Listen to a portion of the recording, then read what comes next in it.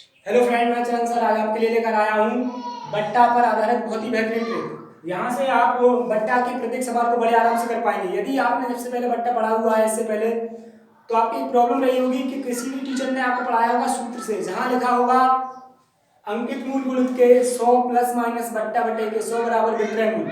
यदि आप ये लगाओगे तो सवाल काफी फैल जाएगा।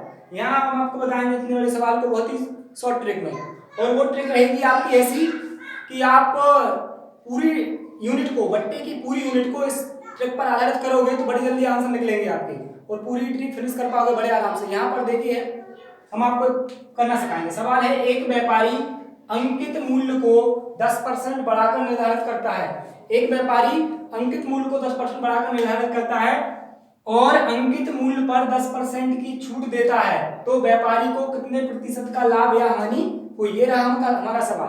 अब ये ट्रिक को करने का तरीका ये है कि आपको पता होना चाहिए कि अंकित मूल्य क्या होता है, विक्रय मूल्य क्या होता है और क्रय मूल्य क्या होता है। तो दो बातें ध्यान रखनी है कि यदि आपको दिया हुआ है सीपी यानी कि कॉस्ट प्राइस यानी कि क्रय मूल्य, और यदि आप सीपी पर, क्रय मूल्य पर लाभ या हानि देते हो, लाभ या हानि देते हो, तो आपका आएगा विक्रय मूल्य। आपका आएगा विक्रय मूल्य, मतलब क्रय मूल्य पर लाभ या हानि देने पर आता है विक्रय मूल्य, और अंकित मूल्य यानी कि एमआरपी पर बट्टा देने पर, एमआरपी पर बट्टा या छूट देने पर आता है विक्रय मूल्य। मतलब एक बात आपको ध्यान रखनी होगी कि बट्टा या छूट हमेशा अंकित मूल्य पर दी जाती है, मार्केटिंग प्राइस पर। अगर आपने ये बात ध्यान रख ली कि बट्टा हमेशा अंकित मूल्य पर दिया जाता है और लाभ और हानि हमेशा क्रय मूल्य पर होती है, फिर आपका ये सवाल हो गया।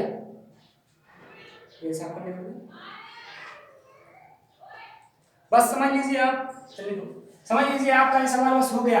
हमने एक बार जानकारी आपको बता दी कि अंकित मूल्य पर आपका होता है बट्टा और लाभ हानि होती है क्रय मूल्य पर। हम सवाल कर रहे हैं स्टार्ट। यहाँ देखिए तीन चीजें होती हैं बट्टे में, हम लिख लेते हैं। एक होता है सीपी यानी कि क्रय मूल्य, और सामने लिख लिया हमने एमआरपी यानी कि मार्केटिंग प्राइस यानी कि अंकित मूल्य, और फिर होता है एसपी यानी कि सेलिंग प्राइस यानी कि विक्रय मूल्य। तीन चीजें आपको लिख लेनी है, सीपी, एमआरपी और एसपी, क्रय मूल्य, अंकित मूल्य और विक्रय मूल्य। और सवाल हो गया। यहाँ देखिए एक व्यापारी अंकित मूल्य को 10% बढ़ाकर निर्धारित करता है। क्रय मूल्य था 100, अंकित मूल्य 10% बढ़ा दिया। क्रय मूल्य मान लिया हमने 100, अंकित मूल्य कितने परसेंट बढ़ा दिया? 10%, हो गया 110, और अंकित मूल्य पर 10% की छूट दे दी। अब अंकित मूल्य पर 10% की छूट दोगे तो क्या आएगा? विक्रय मूल्य। देखो अभी दे देते हैं 110 का 10% की छूट दोगे तो हो जाएगा 90 बटे के 100। ये देखो कट गया 0 से 0, ये कितना आ जाएगा? 99 हो जाएगा विक्रय मूल्य। तो व्यापारी को कितने प्रतिशत की लाभ या हानि हुई? और लाभ और हानि काउंट करते हैं हम क्रय मूल्य से। क्रय मूल्य 100 था और विक्रय मूल्य है 99, 1% की हो गई हानि, और 1% आपका आंसर है सही। ये रही आपकी ट्रिक। इस पर आधारित आप बट्टे के कितने भी सवाल बड़े आराम से कर सकते हो। देखिए प्यारे भाइयों, इस प्रकार मैंने बताया है कि आप इस ट्रिक से बट्टे का कोई भी सवाल कर सकते हैं। हमने एक सवाल लेकर आए हैं और इस ट्रिक से करेंगे। देखिए यहाँ पर एक व्यापारी अपनी वस्तु की बिक्री मूल्य 20% बढ़ाकर निर्धारित करता है। इस पर कुछ बट्टा देकर 8% लाभ पर सामान बेचता है। बट्टे की दर, इस बार पूछिए आपसे बट्टे की दर।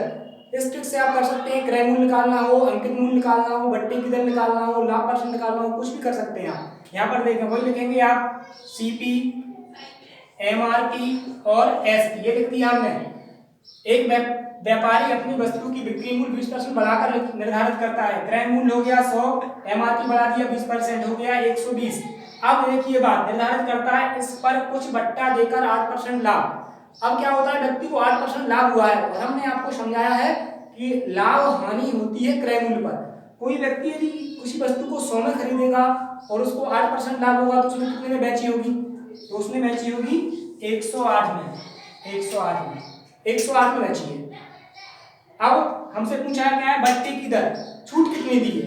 तो वैसे अंकित मूल्य उसने टाइप किया था 120 और 108 में बेच दी, तो कितना कम कर लिया रुपया उसने रुपया कर लिया आपका कम 12 रुपए कम कर लिए हैं, और 12 को बदल दीजिए परसेंट में, उस बट्टे की दर निकल आएगी 12 गुणित के 100, और बट्टा निकालते हैं अंकित मूल्य पर 120। 0 से 0 कट गए, 12 एकम 12 और 10% रहा होगा बट्टा। बट्टा कितना रहा होगा? 10%। जी हाँ दोस्तों, इस प्रकार से आप सारे सवाल कर सकते हैं। बस दो बातों का ध्यान रखना होगा आपको, लाभ हानि हमेशा काउंट करोगे क्रय मूल्य पर, और बट्टा या छूट का काउंट करोगे अंकित मूल्य पर।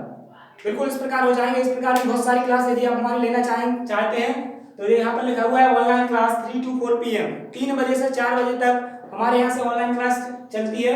कॉन्टैक्ट नंबर यहाँ पर लिखे हुए हैं 2, आप फोन लगाएं और अटेंड कर सकते हैं हमारी 3 से 4 बजे तक हर रोज इसी प्रकार की ट्रिक के साथ ऑनलाइन क्लास। Thank you.